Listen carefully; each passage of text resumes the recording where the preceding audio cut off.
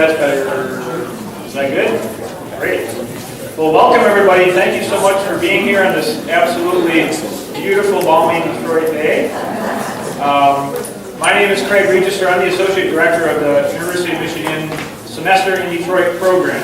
And again, I'm thrilled to have such a great turnout for this discussion. I'm also a resident of Southwest Detroit, where I've lived since 1995. I'm a proud member of the Hubbard Farms Football Club team. Again, grateful to see such a nice turnout. Tonight's event we're calling Beyond the Blueprint, a dialogue on the Detroit Future City Framework. And this is the first in our speaker series. And if you grabbed a program, I hope you did on your way in, you'll see that part of what we do here at the Detroit Center is we have this Detroit Speaker Series. It's monthly, and there's several things coming up over the course of the next few months. So I hope you'll pay attention to the future events as well as engage this evening's. This event is co-sponsored.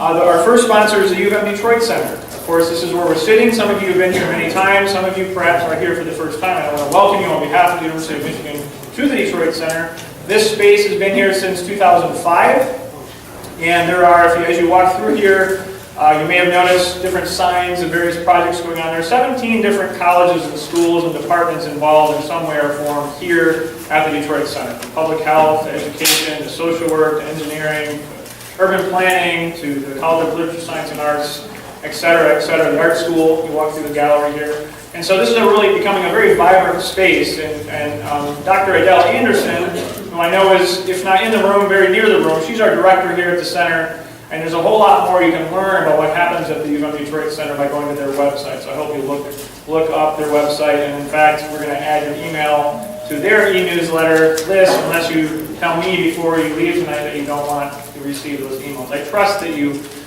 will. You should trust that you will, considering the amazing activity that happens here. The second sponsor is the Semester in Detroit program. And just briefly, I'll say that the Semester in Detroit program, and let me just point out Dr. Adele Anderson, who just walked in the room, so you know she's the Detroit Center director back there. You can see her and perhaps talk to her afterwards. Our second sponsor is the Semester in Detroit program. And just briefly about the program, we're in our 5th year now of enabling U of M undergraduates from the Ann Arbor campus and the Flint campus. And in the past also, we've had students from the Dearborn campus stay here in the city of Detroit, live on Wayne State's campus for a full semester. They engage in an urban studies curriculum taught by the likes of June Thomas, who will be speaking here this evening, and many other faculty. They also intern with a nonprofit organization here in the city doing a range of different kind of work. And they all, through the program, Semester in Detroit, our students receive academic credit towards their degree and towards a minor in urban studies. And most importantly, we believe they become deeply involved in the city and either continue and strengthen the relationship, or in some cases introduce them to a new relationship with Detroit that we want to see grow and grow and grow down the road. I'd now like to introduce the event tonight, which is a dialogue on the recently released Detroit Future City Framework, which I'm selling to you tonight for the low price.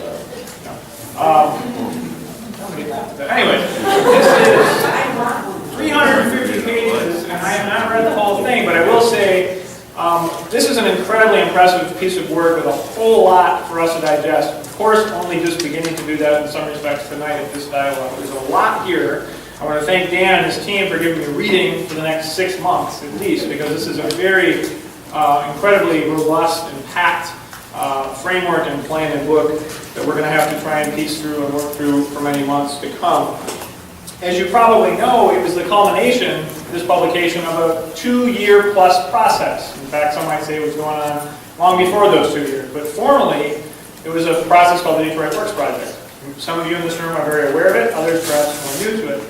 The Detroit Works Project was many different things, and one of the things I wanted to point out in my introduction is that, if nothing else, I hope you'll take a really close look at the civic engagement chapter. Of course, I hope you look at the whole thing. But the civic engagement chapter at the end of this document really gives you an insider's sense of the incredible process, the thousands of conversations, activities, and people that became a part of what this document is now.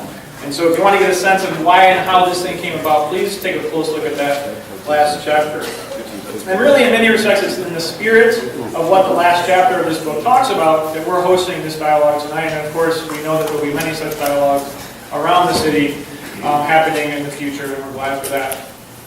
Before I introduce our speakers, which I'll do in just one moment, let me just say a few brief words about the format. As you can see, there's a lot of people here. We're very happy about that. We're going to try and be really strict in a very polite and tactful way with time constraints. And so if you look in your format, we have very clear time constraints for all of our speakers, and we want to do that primarily because there's a whole lot to say, and there's a whole lot of you out there who are going to want to raise questions and dialogue and the Q&A. In addition, we do have these Post-its. We could put the Post-its on the programs. There should have been a colored Post-it on your program.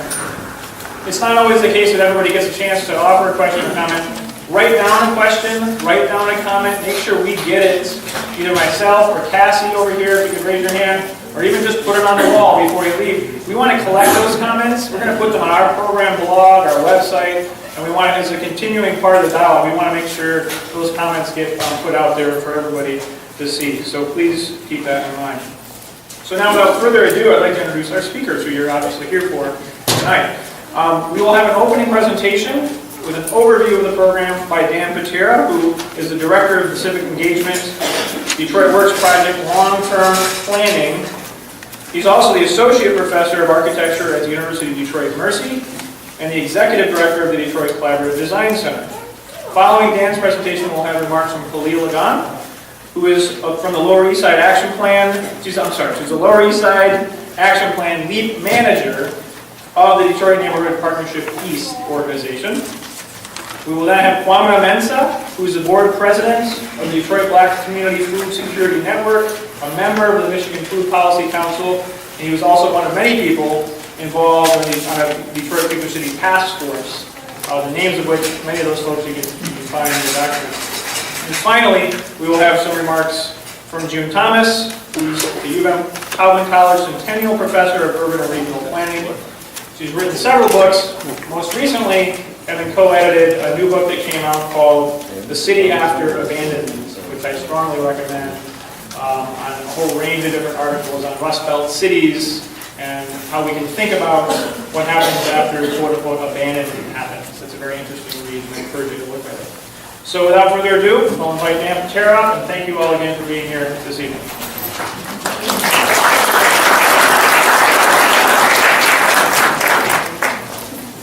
Thanks, Craig. Little shout out to you. Hello, everyone. How are you? Thank you. After that, we've got a lot to talk about. I'm going to spend about 30 minutes. I have a timer right there to sort of keep me honest. And I actually see we have someone who's going to keep me honest if I'm not honest, even there. We are to talk about Detroit Future City. I have the delight to be up here in front of you to talk to you all, but there are a ton of people that have been working with us on this, and I'm only going to touch that a bit. I do want to first sort of go over a bit of the civic engagement that we did to get to where we are, and then talk some of the highlights of what's happening, and it's really just touching on a few of them. We're going to primarily talk a bit about economic growth, a bit about some of the issues behind land use, or some of the recommendations behind land use, and then some ideas behind city systems. So, and then go into sort of next steps, all in 30 minutes. So first, as Craig said, this did start as Detroit Works Project, and you'd have to be under a rock to begin to know how positive that began.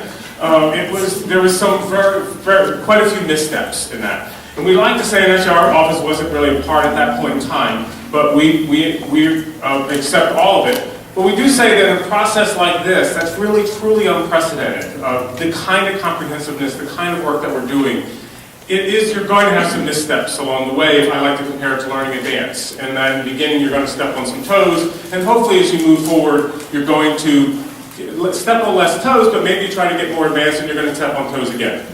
We're constantly going to make mistakes, and we need to understand how to work from those. We were brought in, though, in the split of Detroit Works into two parts, and that happened in July 2011. And again, my office is the Detroit Collaborative Design Center, and we specialize in civic engagement and urban design, architecture, landscape architecture coming together, sort of blending together. This stayed within the city government, within the mayor's office, and this was taken outside.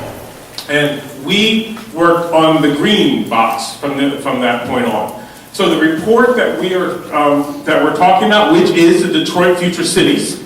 Oh, sorry, forgot I had this in here. This begins to sort of set up the part of just the technical team, which really amounts to economists and the landscape architects and the architects and planners and so on involved. And then the civic engagement, which is us and Michigan Community Resources. We co-led that. The only small correction I would make is I don't like being the single director of anything. And we, Heidi Alcock of Michigan Community Resources and myself co-directed this, and then we also established a whole group of people called process leaders, which I would say was essentially our board of the engagement process. We have about 16 folks that were from around the city that guided us and sort of kept us accountable in the engagement process. But all that did lead to a report that's now called Detroit Future City. A few of you I recognize, a few of you, so you have heard this analogy that I'm making, but I'm going to say it anyway for most people, for many of you that haven't heard this. If I invited this entire room to a dinner party, and this half of the room had something else better to do, you're all going to Khalil's, because she has much better dinner parties than I do, but you all go to Khalil's party, and this half of the room comes to my party. There's two ways I can respond to this half of the room. First of all, thank you for coming to my party. The first way is I can complain about this whole half of the room who did not come, and complain that, and whine that Khalil has does better parties than I do, however. Or I could celebrate your time that you came to the party and make it great. The first part, if I made your time miserable, you'd go back to that group and say, good thing you didn't come to this party because all I did was complain that you weren't here. Or if I made it wonderful, you go back and say, hey, one of the things about going to the next party is actually kind of fun. Now, whatever makes a good party for you, think about that, and that's what we did. So, amplify that or shift the scale. Think about the city of Detroit. We talk so much about the people leaving the city, as opposed to amplifying and celebrating the folks that are here doing incredible work. That is key to this work. You will see throughout this document us celebrating those who are here. It's about saying, this is not, we do not claim like maybe past plans used to claim of bringing more people in. Economic growth strategies are not based on looking for more people to move in. It's about creating a place for Detroiters that are here. That's key to this. It also wants to know then, let's substantiate that with some numbers. Because one thing we also, because we complain about that number, 700,000. It's gone, and that's because it's gone down from 1.85 million. That's true. It could be negative. But look at three other cities here. Atlanta in particular, which has the same, almost the same land area as the city of Detroit. 132 square miles to 139 square miles. And look at their population, 432,000. That doesn't make 700 look so bad. Look at Portland, which is seen as a sustainable capital. Is 134 with 540,000. And so on with Denver, which is bigger at 567. All the same Census Bureau numbers, all the same land, sort of looking at land area. Like we're not looking at the part that goes into the Detroit River, because no one's living on the river. We're looking at this. So, with that said, then the difference between someone living in Atlanta is that they have better access to jobs within the city of Atlanta, they have better access to transit, they have better access to land that's been, the efficiency of the use of land is better. These are the things that are about what this project's about. It's not about bringing more people in. Key to understanding this, it's about the 700,000. So if you are celebrating who's here, and you're developing a civic engagement strategy, you have to begin to say, engagement, which has been practiced in many cities, not just in Detroit, is seen as, let's have another public hearing, or let's have another meeting. We feel that engagement is about establishing relationships. It is really about establishing relationships between people, entering a relationship. For that to occur, people enter relationships in a variety of ways. So, if you have a mosaic of people, which we do, an incredible mosaic, and we have a mosaic, we need a mosaic of tactics. And I use the word mosaic because each individual tile in the mosaic can have individual identity while still creating a bigger picture. I was actually saying this once, and someone came up to me afterwards and said, I think maybe you might want to think of a tapestry or a rug, because the picture in the front is really beautiful, but the backside just looks like hell. And that's what it takes to actually do good collaboration and good, to make that picture happen. And there's maybe something appropriate to that. But really is the sense here that we have mosaic individuals that make up community, and then we need those kind of variety of tactics to engage, to enter that relationship. So, this was an app I did on my phone, so it is, sorry for the resolution. It begins to sort of show the idea that we did a variety of things. We initiated an oral histories project. You can go to DetroitStoriesProject.com and see that a series of stories. This is what you'll see on the webpage. It's got its own identity, and I say initiate because we wanted to begin to say this is for people. We wanted to give a gift back. No leading questions, just ask people to tell their story. And we began to break them down into small sound bites because we had some stories that were 30, 40 minutes long, so we created 5 minutes, and you can go through 5-minute segments or so. But every week we release a new person's story, so each person has celebrated their own week and can send it out. We're going to continue this as we move forward. We had roundtable discussions, developed toolkits, worked with social media. We also did online gaming, which got a lot of youth involved. The winner of the online gaming was Clippard Middle School. It's great that a middle school can see themselves, but they were the winners, but there were a variety of youth that were involved. We had a roaming table, and the roaming table is something that literally goes from place to place in the city, sets itself up for 3 or 4 hours, and it does this several times a week, at least 3 or 4 times a week, and has one-on-one conversations. We had thousands of conversations just with this table. So with all that, we've reached 163,000 people. Now there's a lot of duplication here. It's really, with all that duplication, it's less than that, but it's, even if there was 50,000 duplication, it's still quite a bit. And we've had 30,700 meaningful interactions. The difference is that reaching is that we got information out, talking, right? So right now, we've reached you. It's not very meaningful. Maybe meaningful for me to be talking to you, but it's not very meaningful for you. There's not an exchange. This means there was a meaningfulness, there was an exchange.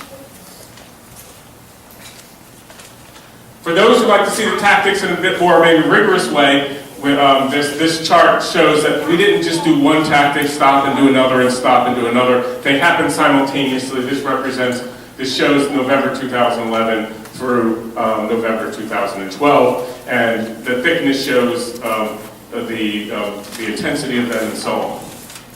So I only just mentioned a few.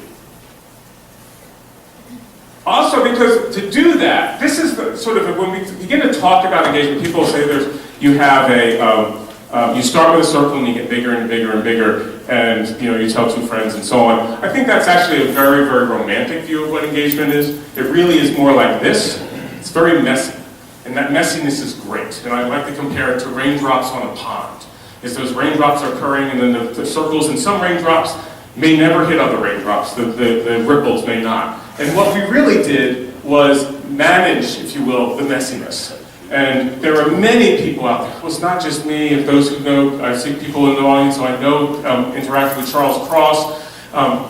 That wasn't just us. It wasn't just a few people on the staff. We had many, many people out there that were part of this. I do want to quickly show, in terms of just to quickly make that analogy in terms of the specific structure, if you will, that's beginning to become built from this. This was the steering committee. When it was broken down, it was broken down into a series of folks from nonprofit to faith-based to business leaders, government, and philanthropy. There was then the Mayor Advisory Task Force, which sort of also has similar sort of breakdowns. I've already mentioned the process leaders. They're here. I don't expect you to read the names. This is not just beginning so that each one of these, there's some duplication, but there really is not. And then the next slide, I definitely don't expect you to read, is that all the organizations that became involved, they are listed in the book and so on, but there you can see them a little bit clearer here. I guess it is a little blurry still. But just the variety from businesses to nonprofit organizations, schools, and so on. Someone from Cass came in and said, oh, I see Cass Tech is there. Variety of folks. To get to Detroit Future City. This is just the beginning, and I don't want to say, I'll speak this a little bit at the end. Statistics are great, but they can set you up to then rely on them in the past. That's really wonderful that we hit people, we did that, but that doesn't mean it's over. It means that's just, it's challenging us to continue and build and grow from that. And that's key to how we must move on and continue, is that how do we do that as we move forward in implementation and so on. That planning is actually going to still continue, and I'll address that slightly. So Detroit Future City is creating a framework. It is not a plan that's going to say this is happening here and this is happening there. It is a framework for decision making that really is about this, adapting to change. Many plans, and I mean many plans have been done in the world looking at cities with growing populations. Only a few, and really only in the last decade and a half, have plans begun to look at cities with shrinking populations. But you have a plan that's growing, plans that are for growing, plans that are shrinking. That doesn't intersect.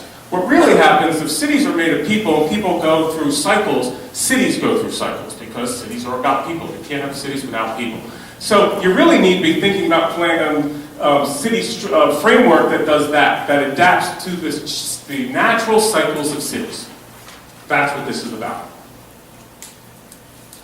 It's broken down into 5 parts: economic growth, land use, city systems, neighborhoods, and land and buildings, assets. Essentially meaning our vacant land and buildings, which is about 20 square miles, as it says here, which Manhattan's about 22, 24.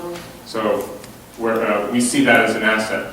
Let's start with economy. Key, which sort of relates back to what I was saying with the size. Detroit is not too big. Its economy is too small for folks in the city of Detroit. So one of the things we begin to show is, yes, we love Midtown, no problem. I know we're sitting in the middle of Midtown, that's great. But it doesn't mean that the economic growth begins and ends in downtown Midtown. It really is showing that we can have economic centers around the entire city. That these are employment centers that are shown. What you see here, here, here, here, here are centers that really provide lots of room for growth because there's land available, there are buildings available. What you see here are existing centers that are already operating that way, but maybe have less room for growth. And it's a little clearer in the book where you begin to see a little bit of tonal changes there. Key here is looking at the sense that, again, that we're looking at the entire city, and that throughout the area we can see employment center opportunities. Let's look at land use. Again, how do we think about the 20 square miles of underutilized open space? We don't like the word vacant land because that already comes off as sounding negative. Something like this may look familiar. It's very similar to the Community Development Advocates of Detroit. They did, for several years now, have developed if you will, building block system of thinking about how land can be utilized in a variety of different ways. We work closely with them to develop a citywide set of strategies that work with their citywide strategies, but theirs drill down into the neighborhoods as well. So, and we're going to continue that relationship as we move forward to connect and to drill down. But we have neighborhood types, we have industrial types, and we have landscape types, that include agriculture, ecological landscapes, blue-green infrastructure, and so on and so on. Looking at those, and again, we're very, if the plan is at 60,000 foot view, you're getting maybe the 200,000 foot view, I apologize. But the sense here is, the understanding here is to say that these are showing that if you look at here, you might see a neighborhood that, and it's very small, I know, but they say that here are a neighborhood that's like neighborhoods that much of Detroit was based on, which was single-family homes throughout the city. We have, if you could almost argue that the way we've been thinking about our city is by trying to bring our neighborhoods all back to that kind of density, that kind of place.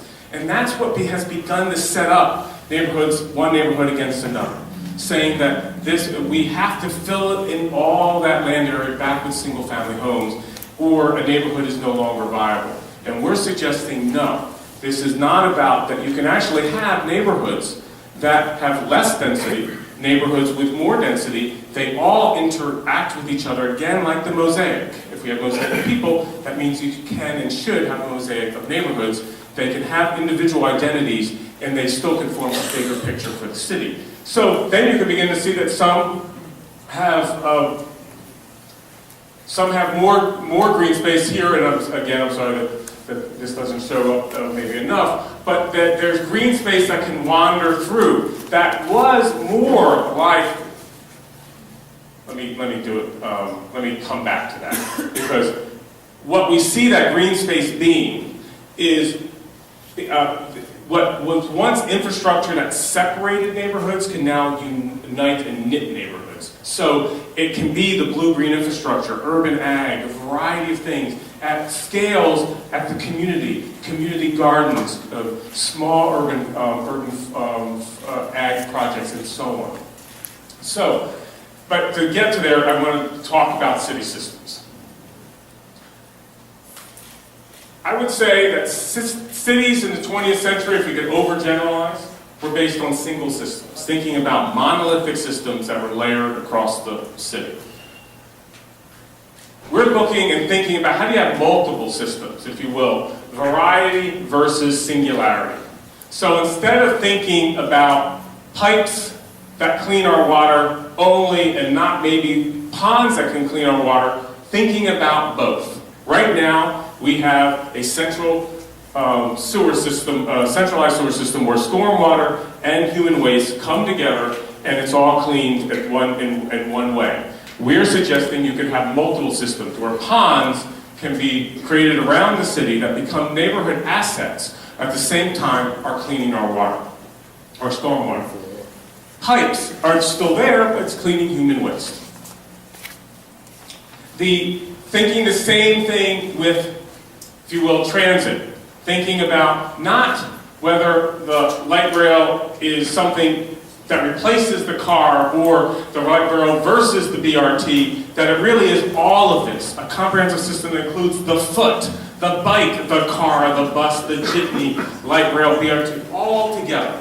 And that begins to become a sense of a transit sense that begins to say that now much more comprehensive as opposed to the single bus system that is designed to cross an area. It is really more about saying what makes sense now for neighborhoods to have a pedestrian access as well as access that is cross town, maybe with something like a BRT and or a light rail. So let's focus a little bit, though, on that blue-green infrastructure. This is, say, what a neighborhood looks like. And now what this has a series of buildings, lots of vacant lots. The dark buildings also represent the vacant buildings. How then it can become a place where you have, put it this way, can have the green space that wanders through. Houses remain. The density is now, instead of seeing the density as a negative thing, it is celebrated saying this is a density that can be retained and amplified and celebrated as a positive thing. So even here where there may be more, so lots of vacant land, lots of vacant homes, see where maybe more green space occurs, and even now larger area for blue infrastructure, ponds, if you will, but you still see homes still exist. That the intensity that this is a different type of neighborhood. Oops, sorry.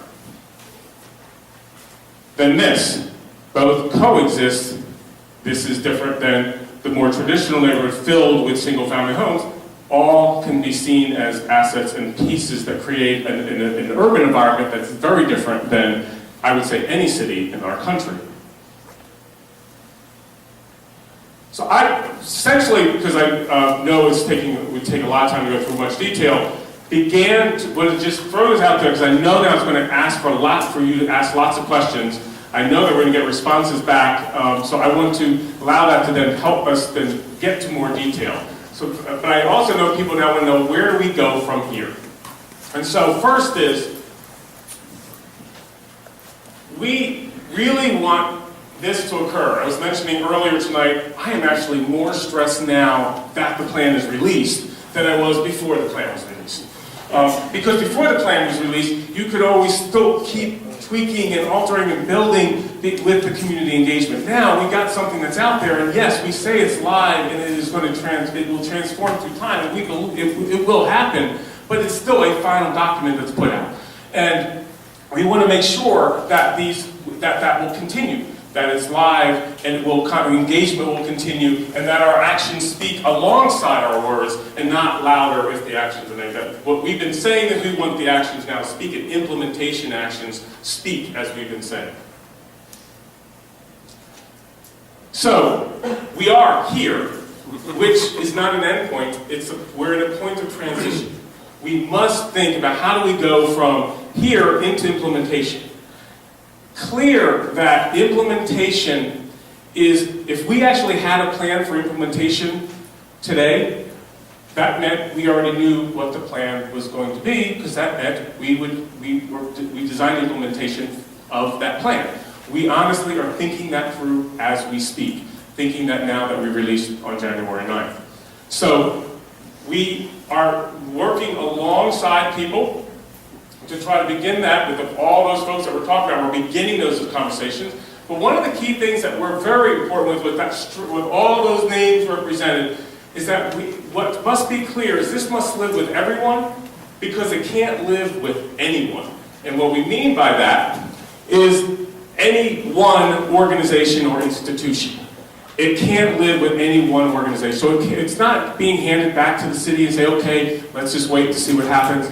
We are trying to define an organization that will now be the steward for this to move forward, that continues the representation that we've talked about, shown.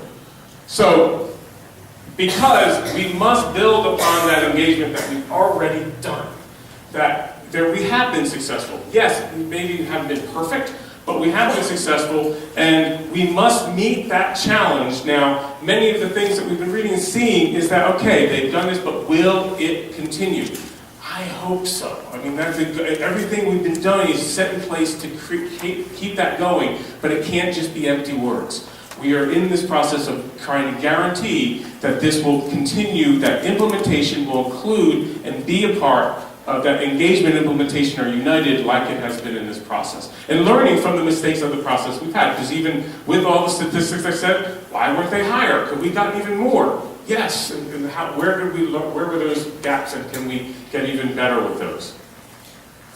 So, three quick things, and there's three things we're doing in the interim, and that is, I'll start with number two, because that's kind of what we're doing tonight. It's just beginning to unpack the work, and we can't really unpack it in sort of in a lecture. It's got to be a back and forth conversation. We must begin to think about how do we unpack and continue to build enthusiasm for how this work will inspire people to move forward and see that this is not built on new things, but on work that's already happening. But we must begin to set up an implementation structure. Instead of starting to do projects right away, some that may start happening, but we must be thinking about implementation structure. So the consortium, which I sort of represented earlier tonight, saying there's got to be an organization that is set up to define and steward this process forward. Something that begins to move us forward, and it doesn't live alone in government, doesn't live alone in business or in nonprofits or in block clubs. It has representation of all of that. if you will, to move this forward. That has to be defined and set up. But then, we have one home base right now.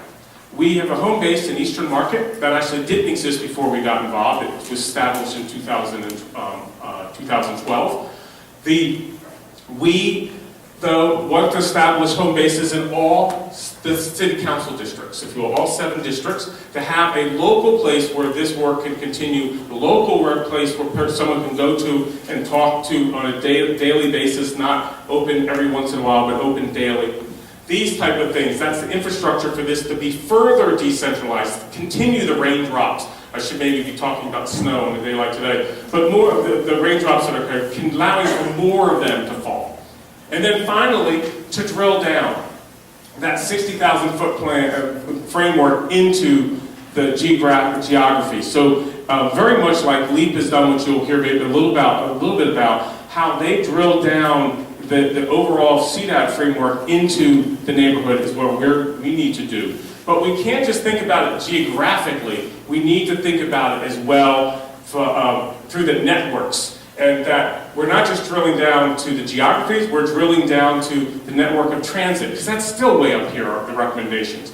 We must drill down to the networks of libraries, the networks of engagement itself is a network.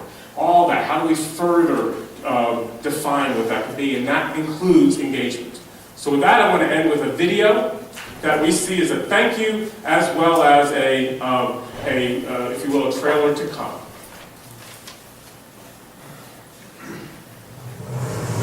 Being thankful for what we have helps make sense of our past. It defines our today and gives us a glimpse of tomorrow. Thank you for not giving up. Thank you for not giving in. When the critics said it couldn't be done, that I would never make it back, you still believed in me. And staying in the fight. And yes, there is still much to do. And now is the critical time to do it. You have proven time and time again who we are, and that this city stands for doing everything to restore our industries together. Thank you, Detroit.